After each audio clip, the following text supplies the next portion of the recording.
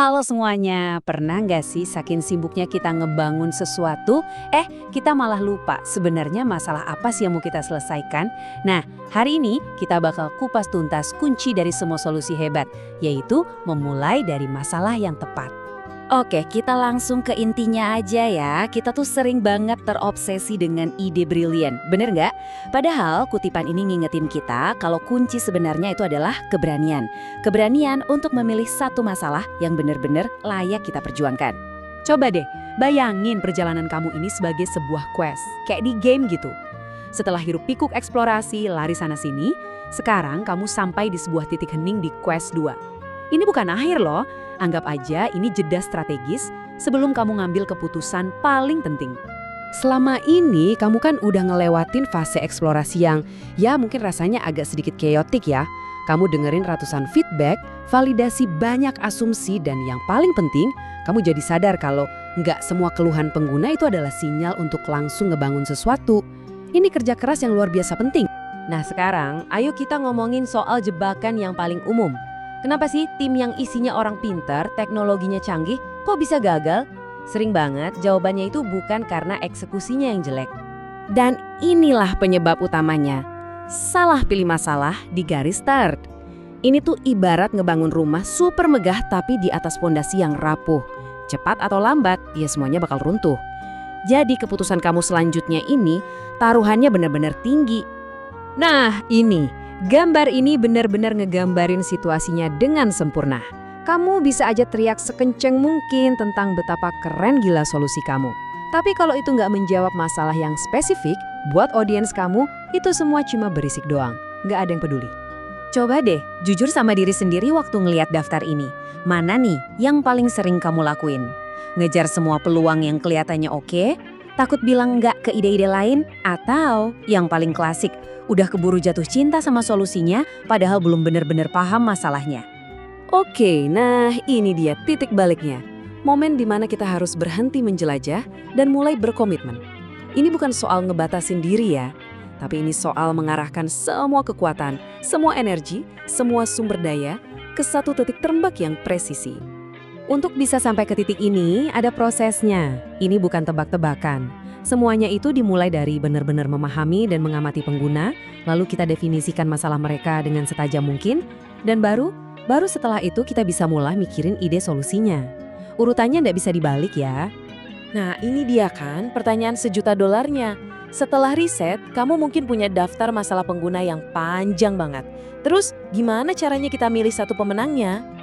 Dan ini dia wawasan kuncinya.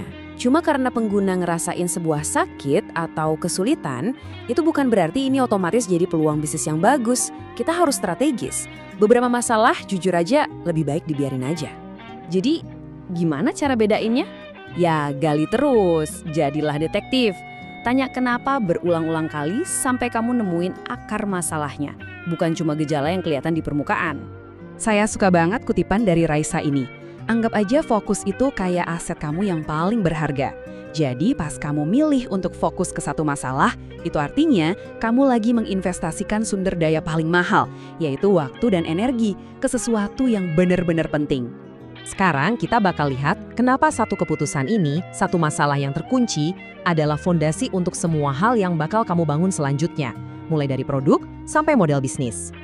Jadi, poin krusialnya itu ini. Tanpa sebuah problem statement atau pernyataan masalah yang solid, tim kamu bakal gerak tanpa arah. Pernyataan inilah yang jadi jangkar buat setiap keputusan strategis ke depannya.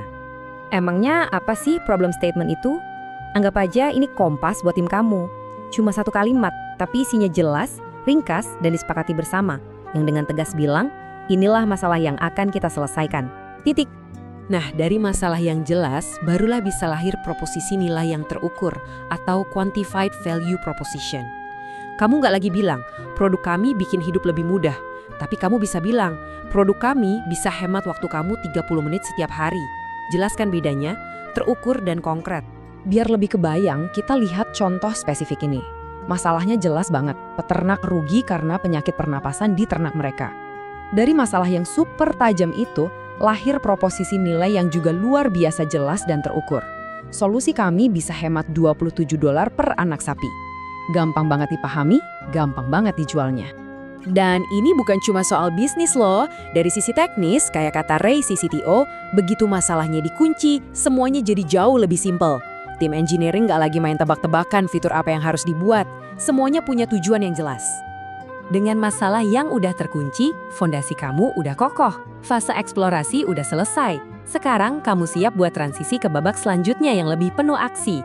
Quest 3, Arena Validasi Solusi. Kutipan penutup dari Raisa ini ngerangkum semuanya dengan sempurna. Tujuan dari semua riset yang udah kamu lakuin itu bukan buat ngumpulin daftar masalah yang panjang, tapi buat nemuin keberanian dan kebijaksanaan dalam memilih satu yang paling berarti. Jadi selamat ya, gerbang Quest 2 resmi tertutup. Masalah kamu udah terkunci. Di depan sana, arena untuk menguji dan memvalidasi solusi kamu sudah menanti. Jadi, saya mau tinggalin kamu dengan satu pertanyaan penting. Masalah apa yang benar-benar layak kamu perjuangkan? Dan kenapa masalah itu, bukan yang lain? Coba renungkan baik-baik. Sampai jumpa di quest berikutnya.